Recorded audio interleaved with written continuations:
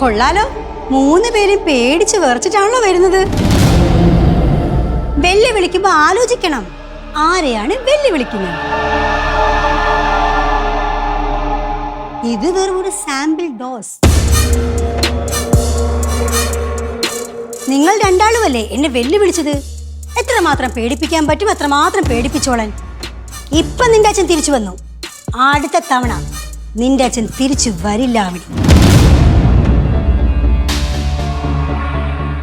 ഒരു ഗർഭിണിയെ ദ്രോഹിച്ചെന്നുള്ള ചീത്തപ്പേര് നീ ആയിട്ട് എനിക്ക് വാങ്ങിച്ചു തരാതെ നീ തന്നെ നിന്റെ ജോലി രാജിവെച്ചേര്.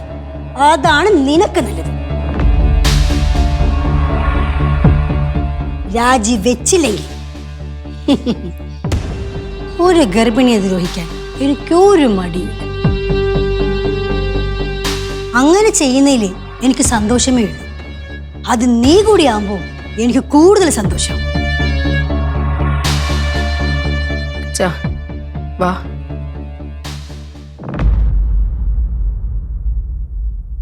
മായാവതി, എന്നെ പിടിച്ചു വച്ച എന്റെ മോള് ജോലി രാജിവെക്കുന്നു നിന്നോട് ആരാ പറഞ്ഞേ?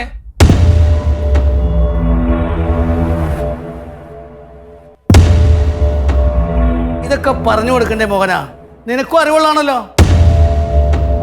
അവണി, നീ പറയാറില്ലേ ഞാൻ പറഞ്ഞിട്ടാണ് മോള് ജോലി മേടിച്ചതെന്ന്? ആ ഞാൻ തന്നെ പറയുന്നു, ഇവരെന്നെ കൊണ്ടുപോയി കൊന്നാൽ പോലും എൻ്റെ മോള് ജോലി രാജിവെക്കരുത്.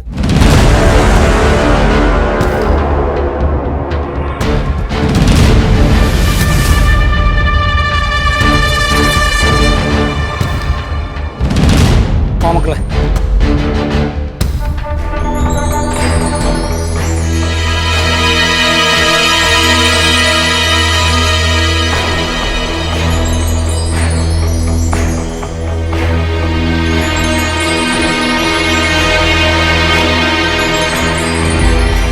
അവരുടെ അച്ഛനെ പിടിച്ചു വെച്ചാലൊന്നും അവര് ജോലി രാജിവെക്കില്ല മായമ്മ. ഇതൊക്കെ പണ്ടേ മോഹനേട്ടൻ പയറ്റിത്തോറ്റാടവാ. മനസ്സിലായില്ല? മുമ്പൊരു പ്രശ്നം ഉണ്ടായിരുന്നപ്പോ ഞാൻ ഇയാളെ പോലീസ് സ്റ്റേഷനിൽ കയറ്റി തല്ലിച്ചതാ. ഇവളുടെ മുമ്പിലിട്ട് അയാളെ തല്ലിച്ചതച്ചപ്പോഴും അവള് ജോലി വേണ്ടാന്ന് വെച്ചില്ല.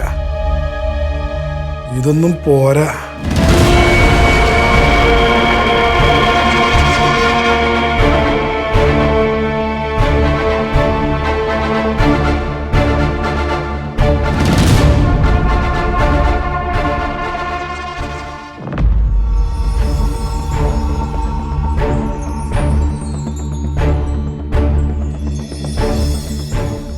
അച്ഛാ, സത്യം പറ, അച്ഛനെ അവർ ഉപദ്രവിച്ചില്ലേ?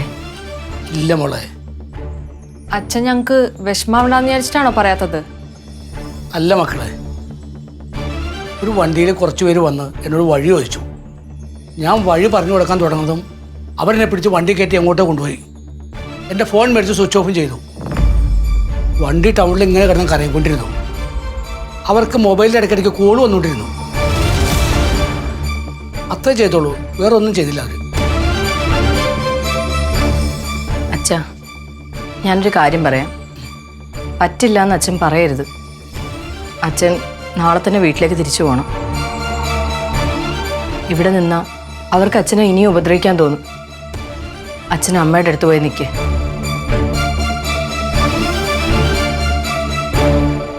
നിനക്കും സർട്ടിഫിക്കറ്റ് എന്തോ വാങ്ങിക്കണമെന്ന് പറഞ്ഞില്ലേ? അത് വാങ്ങിച്ചിട്ട് നീ നേരെ വീട്ടിലേക്ക് പോയിക്കോ. നീ ഇവിടെ നിന്നാൽ ശരിയാവില്ല. പറഞ്ഞത് മനസ്സിലായോ? ചേച്ചി ഇവിടെ ഒറ്റയ്ക്കാക്കിയിട്ട് ഞങ്ങൾ എങ്ങനെ പോവാനാ? അതിന് ഞാൻ ഒറ്റയ്ക്കല്ലല്ലോ, എനിക്ക് ഇവള് കൂട്ടില്ലേ.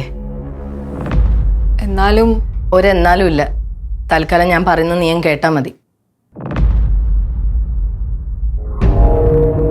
നിങ്ങളെ രണ്ടുപേരെയും അവരെന്തേലും ചെയ്യുമോയെന്നാണ് എൻ്റെ പേടി.